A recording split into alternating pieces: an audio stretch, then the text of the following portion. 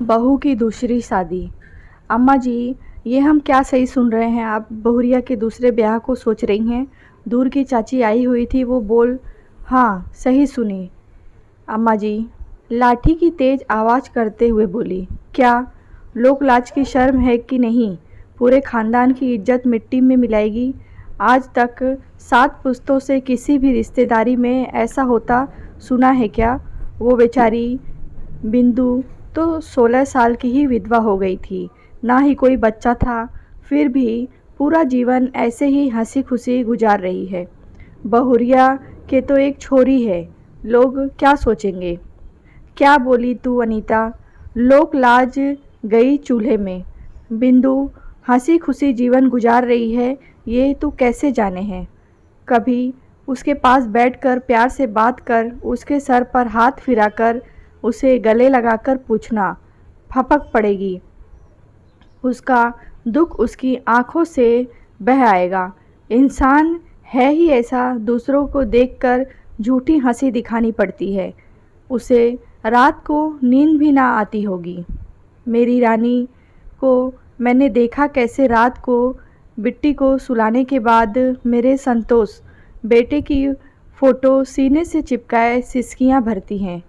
पूरा दिन तो घर के काम, बिट्टी की देखभाल में उसके साथ भाग दौड़ में निकल जाते हैं, पर ये रात काटे नहीं कटती। जब कोई पास नहीं होता, मैं भी दमा की मरीज उसके पास नहीं हो सो सकती। मेरी खांसी से पूरी रात खराब हो जाएगी बेचारी की। जब भी करवा चौथ, तीज, छठ या कोई भी त्यौहार आता है तो कैसे खुद को उनसे अलग कर देती है कि कोई ये ना कह दे कि ये विधवा है। इसका शुभ कार्यों में आगे आना ठीक नहीं। जब तक मेरी पूजा नहीं हो जाती, मेरे सामने भी नहीं आती, चाहे मैं कितना जिद कर लूँ। मेरे संतोष ने भी तो उसे पलकों पर रखा। ऐसा प्यार करने वाला पति मिलना मुश्किल है, पर किस्मत को कुछ और ही मंजूर था। चला गया हम सबको छोड़कर। बेचारी मेरी रानी की उम्र ही क्या है, 24 साल। उसका दुख देखा नहीं जाता। डेंगू बीमारी ही ऐसी है अम्मा जी, 2 दिन में तो बेचारी मुन्ने में कुछ नहीं बचा। वो सब तो ठीक है, पर आपको क्या लगता है, क्या बहुरिया के लिए कोई कुंवारा लड़का मिलेगा? वो भी शादीशुदा ही होगा और 2-4 बच्चों का बाप। आपको लगता है वो बिटवा जैसा ख्याल रख पाएगा बहुरिया का? बहुत बुरी है दुनिया। एक विधवा को अच्छा आदमी मिलना नामुमकिन है। मेरी मानो अम्मा जी, तो यहीं रखो रानी को, और ख़राब हो जाएगी उसकी ज़िंदगी। आप लोगों के बीच सुरक्षित तो है। हम बूढ़ा बूढ़ी कब तक रहेंगे उस बेचारी के साथ? उसके आगे पूरा जीवन पड़ा है। हमारे रहते उस पर कोई उंगली ना उठा पाएगा, पर हमारे जाने के बाद हर आदमी उसे गलत नज़र से देखेगा। किस किस की नज़रों से बचाएगी खुद को? वैसे ही वो सीधी है मेरी रानी। एक आदमी औरत की ढाल होता है। जिसके साथ औरत रात के 2 बजे भी जंगल में हो तो खुद को सुरक्षित महसूस करती है कि उसका पति उसके साथ है। ऐसे नहीं बनाया गया है शादी का बंधन। बहुत मायने हैं इसके। मायके में भी कोई नहीं है उसका अब। मुझे तो उसके भविष्य को लेकर बहुत चिंता होती है री अनीता। तभी सोच समझकर उसके दूजे ब्याह की सोची है। वो सब भी मानती हूँ अम्मा जी, पर तुमने लड़का देख रखा है क्या? कौन ब्याहेगा एक बच्चे की माँ को? तू मेरी खास है, जिससे मैं दिल की बात कर लेती हूँ। मैं अपने घर के सामने रोज़ एक लड़के की को फटफटिया से जाते देखती हूँ। रोज़ वो हमारे घर की तरफ टकटकी लगाए देखता है। मुझे आज तक समझ न आई, कई महीने हो गए तो पता मौका पाते मैंने उसके हाथ का इशारा कर बुलाया।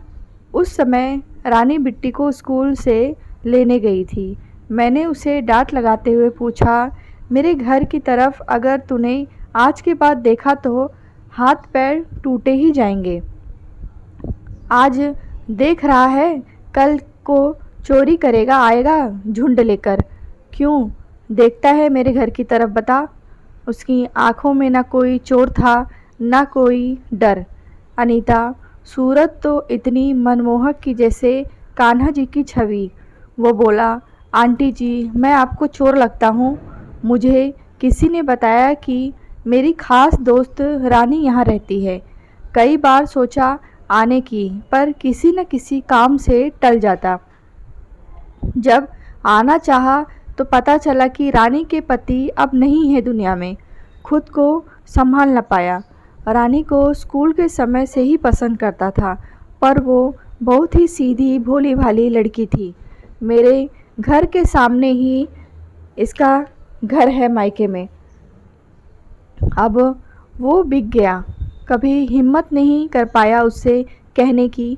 जब हिम्मत जुटाई तब तक ये आपके घर की बहू बन चुकी थी। उसके बाद उसकी ससुराल आना सही न लगा मुझे। बस एक बार उसे देखना चाहता था, कहीं रास्ते में मिल जाए तो बस एक बार पूछना चाहता था। अब क्या पूछना चाहता था? तू मेरी बहू से बोल। अनीता, फिर भी मेरी तेज़ आवाज़ के बाद भी वो लड़का बोला, यही आंटी जी कि मेरे घर वालों ने मेरा रिश्ता तय कर दिया है, पर मेरे दिल में अनीता के लिए अभी भी एक ख़ास जगह है। अगर वो मुझे अपने काबिल समझे तो मैं अपनी पत्नी बनाना चाहता हूँ, उससे शादी करना चाहता हूँ, पर अभी तक वो दिखी ही नहीं। आज तक रोज़ देखता हूँ, फिर भी तुझे पता है रे कि उसकी एक बेटी भी है, फिर भी तू शादी करेगा मेरी रानी से? एक क्या दो बेटी भी होती तो भी कर लेता। उसके बच्चों को इतना प्यार दूंगा कि वो मुझे छोड़कर कहीं ना जाना चाहे। जिसे आप चाहो उसकी तो हर चीज़ से प्यार होता है। तो बताइए फिर आंटी रानी मुझसे शादी के लिए हाँ कर देगी ना? आप मनाइए ना उसे। मैं बैंक में काम करता हूँ, उसको अच्छे से रख सकता हूँ। तब तक अनीता रानी भी बिट्टी को लेकर आ चुकी थी। रानी की आंखें आंसुओं से लाल। शायद उसने मेरी और उस लड़के की सारी बातें सुन ली थी। वो कुछ न बोली, बस मेरे सीने से आकर चिपक गई और फफक कर रोने लगी। उस लड़के की आंखें भी नम थी। वो बस रानी के रोते चेहरे को देखता जा रहा था। मैंने रानी से पूछा, ब्याह करेगी इससे? उसने बस इतना कहा, इनको नहीं भूल सकती अम्मा जी। रानी, मैं तुम्हें अपने पति को भूलने को नहीं कह रहा, बस तुम्हारे दुख को थोड़ा कम करना चाहता हूँ। रानी कुछ ना बोली। फिर मैंने सोचा, अनीता की इससे ज़्यादा प्यार करने वाला लड़का मेरी अनीता को नहीं मिल सकता। फिर मैंने किसी की परवाह नहीं की। मैं अपनी रानी को इस छोरे से ब्याह के ही रहूँगी।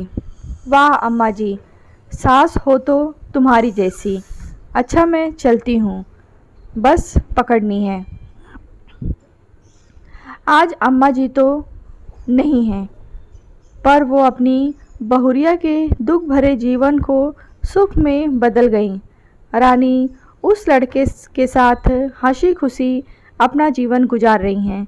और हाँ, ऐसा नहीं है कि वो संतोष को भूली है। उसकी तो अलग जगह है उसके दिल में। थोड़ी सी जगह अब उस लड़के ने भी ले ली है। बस। कहानी आपको कैसी लगी है कमेंट बॉक्स में बताएं। कहानी अच्छी लगी हो तो लाइक करें, शेयर करें।